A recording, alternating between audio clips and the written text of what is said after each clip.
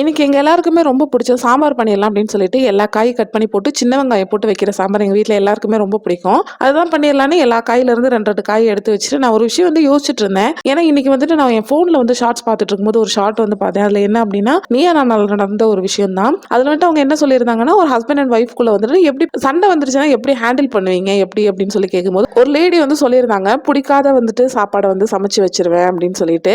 இன்னொருத்தவங்க என்னன்னா சாப்பாடு நான் பரிமாற மாட்டேன். ஒரு சிலர் என்ன சொன்னாங்கன்னா, நான் சமைக்கவே மாட்டேன் அப்படின்னு சொல்லிட்டு.